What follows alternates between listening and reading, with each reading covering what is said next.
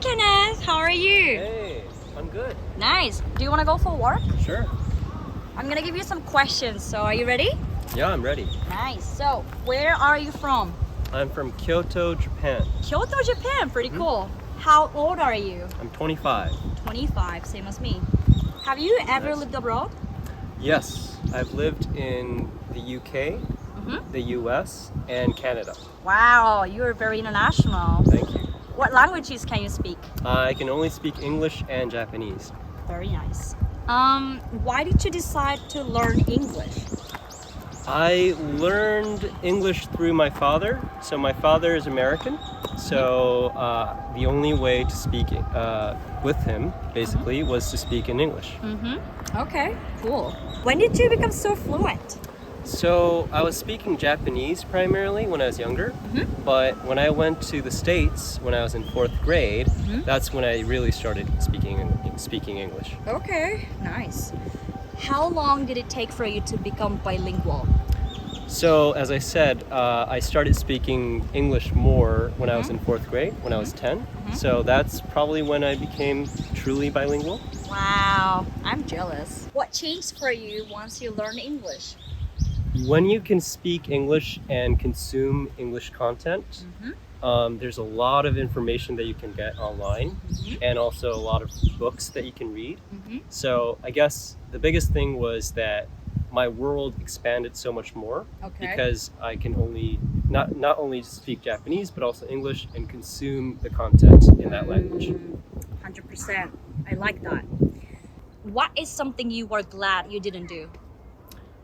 I'm glad that I never quit learning English once I came back to Japan. I didn't want to lose my English ability, so I spoke to myself in English. I read English books. I watched English movies.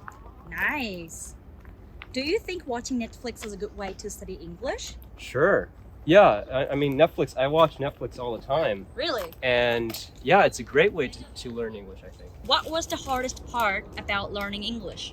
The hardest part about learning English was to keep up the motivation because I didn't need to learn English. I didn't need to maintain my English ability, but I wanted to.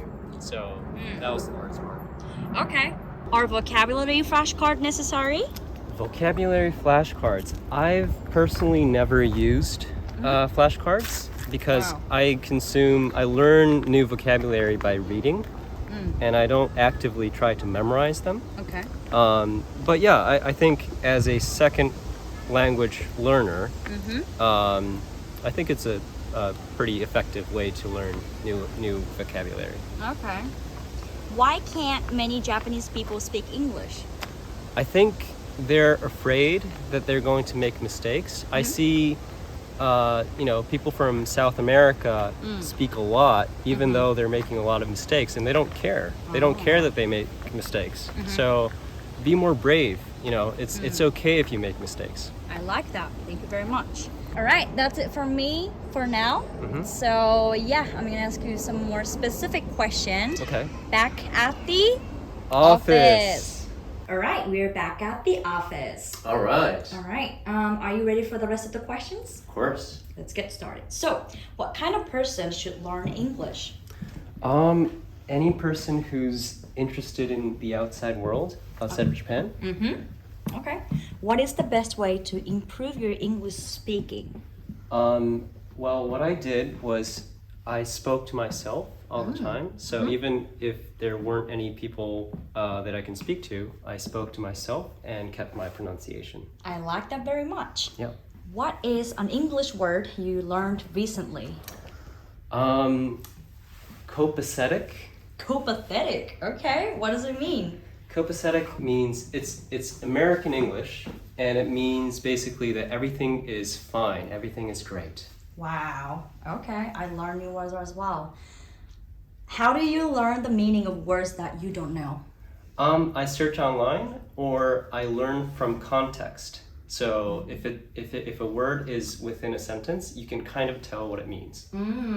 Very good. How do you memorize new words?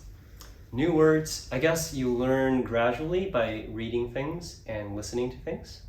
Okay. Are dictionaries necessary? I personally don't use dictionaries anymore. I used to when I was younger, but right now you can just ask Google. Okay. Should I memorize vocabulary or learn grammar first? I think vocabulary is more important when trying to speak because if you don't know the word for something, it's hard to explain what you're trying to say. Oh, that's very good. Yeah. When is the best opportunity to learn new vocabulary? Learning new vocabulary, I think that comes from various means. I listen to a lot of podcasts, so that's where I hear a lot of new words that I don't know. And I also read articles, so that's another way. Okay, reading and listening. Do you think grammar is important when speaking? It's important when you're speaking in a professional context. Okay. But in a casual conversation, I don't think it's that important. As long as you can let the person know what you want to say. Very interesting. Do you think the listener really cares about grammar? I personally don't care. Good to know. If someone is not confident in their English pronunciation, where should they start from? I think they should start out by doing what I did, by speaking to yourself. And that's good because you're only speaking to yourself and there's no one listening to you, so there's no need to be self-conscious. Very good. Who are some Japanese celebrities with good English? I don't know any Japanese celebrities. I'm sorry, I can't answer that question. Okay. Can you learn English by yourself in Japan without studying abroad? That's what I did, basically. It's self-learned for me. So, yes, definitely. Okay. Do you have any recommendations for English TV shows? Sherlock is a show on Netflix that I really like. It's a British show. Good. Do you have any favorite YouTube channels for English learning? Conan O'Brien, the comedian, he has a YouTube channel from his TV show. And I think, in terms of learning English, you can learn a lot of good English from him. Yeah, it's a really good show.